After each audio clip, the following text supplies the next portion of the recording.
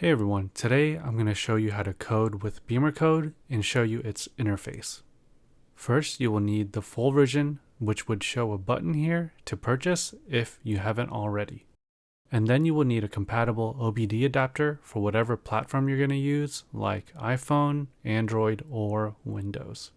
And also make sure it's compatible for your car. I have listed ones that work on all platforms in the description below. And specifically, I'm working on Android on a F-Series Mini. Once you have that, turn on the ignition. For the G-Series cars, the diagnostic mode also has to be activated by pressing the start button 3 times quickly without pushing the brake or clutch. Make sure the engine is not running, it's parked, and the parking brake is on. Also make sure all electrical consumers like lights, heating, ventilation, etc. are off. Disconnect or disable any third-party hardware installed that is connected to the CAN bus. And lastly, make sure the head unit is in its original state. When you have that settled, force quit any other apps that may be using the OBD adapter. Plug in the adapter into the OBD port in the driver's footwell. Turn on airplane mode, but turn Bluetooth back on right after. If you have CarPlay, you will want to disable that in your phone's settings also. Then disconnect any Bluetooth connections your phone has. As you can see, the Mini was trying to connect, but I just tapped it to disconnect it. Then you will want to pair the OBD adapter if you haven't already. Mine is already paired and saved, so the steps for that isn't shown. Don't worry if you don't see the status as connected just like mine. It should still work.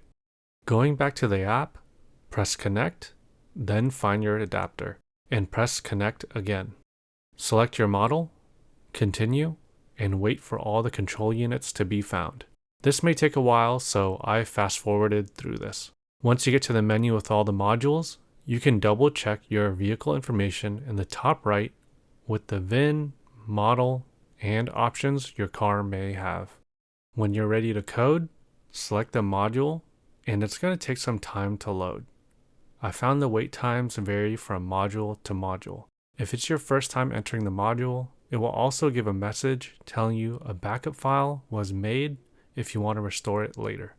Then just select and change whatever feature you want by saving it at the top right.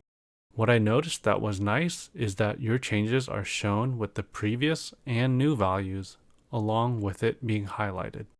When you're ready to finalize all your changes in this module, just click Code at the bottom right. Then a warning will pop up and just select Start Coding if you are ready. It will start coding and resetting modules. At this time, an error or warning may pop up on your car's display, but don't worry about that for now. It should clear when the ignition is turned off and back on later. Don't do that now. Now you can go back to the module menu and continue coding, or back out further to disconnect the OBD adapter. Now it's safe to disconnect. Last thing you'll want to do is export your backup files, just in case, to your desired destination. Turn off your ignition, and that's it. This should be everything you need to know to get started. I hope that this helped you, and thanks for watching.